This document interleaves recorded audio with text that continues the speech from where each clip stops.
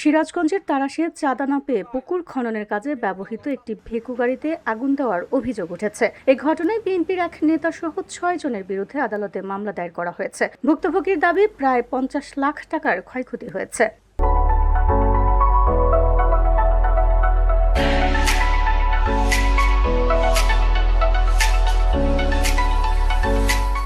ঘটনাটি ঘটেছে তারাশ উপজেলার নওগাঁ ইউনিয়নের মৈশুটি এলাকায়।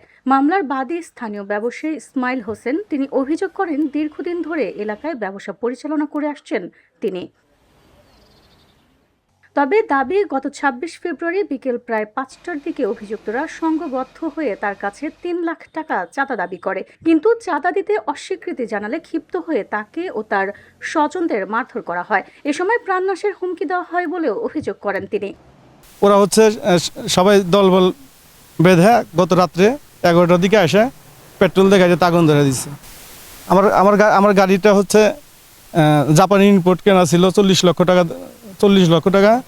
এর সাথে এর ভিতরে আর কিছু মালামাল করা হয়েছে। গাড়ির ভিতরে নতুন অনেক মালামাল ছিল, তাতে আরও 10 লাখ টাকা ক্ষতিপূরণ আমার বেশি হয়েছে। প্রায় ধরেন সর্বমোট মিলে 50 লক্ষ টাকার মতন আমার ক্ষতি করে গেছে দুর্বৃত্তরা। এছাড়া বলা হয়, দেশীয় অস্ত্র নিয়ে অভিযুক্তরা ঘটনাস্থলে এসে বাদী ও সাক্ষীদের মধ্যে আতঙ্ক সৃষ্টি করে। হামলায় আহত হন বাদীসহ তার পরিবারের কয়েকজন সদস্য। পরে স্থানীয়রা তাদের উদ্ধার করে চিকিৎসার ব্যবস্থা করেন।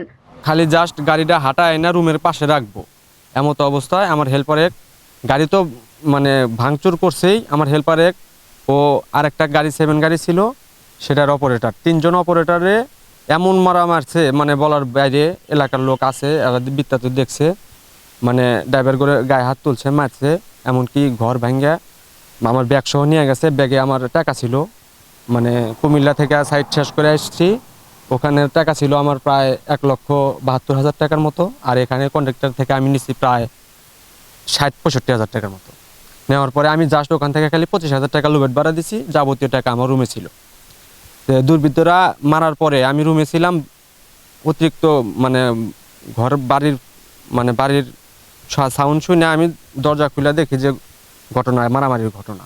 এরপর রোববার রাত প্রায় 10টা 50 মৈশুটি বাজারে পশ্চিমে 6 নম্বর ব্রিজ সংলগ্ন এলাকায় পুকুর খননের কাজে ব্যবহৃত একটি ভেকু গাড়িতে পেট্রোল ঢেলে আগুন ধরিয়ে দেওয়া হয় বলে অভিযোগ উঠেছে। এই ঘটনায় নওগাঁ ইউনিয়ন বিএনপির সাবেক সভাপতি মোহাম্মদ আজমের ভাই মোহাম্মদ কাসেম সহ মোট 6 জনকে আসামি করে তারাশ থানা আমলি আদালতে মামলা দায়ের করা হয়েছে। তারাশ থানার অফিসার ইনচার্জ মোহাম্মদ হাবিবুর রহমান জানান, ভেকু গাড়িতে আগুন দেওয়ার খবর পেয়ে পুলিশ ঘটনাস্থল পরিদর্শন করেছে। তবে এই ঘটনায় থানায় এখনো কোনো লিখিত অভিযোগ পাওয়া যায়নি। আদালতে মামলা হয়েছে বলে শুনেছি। অভিযোগ পেলে আইনগত ব্যবস্থা নেওয়া হবে। VOD Bangla news desk. শুরু করে দিয়েছে ইতিমধ্যেই।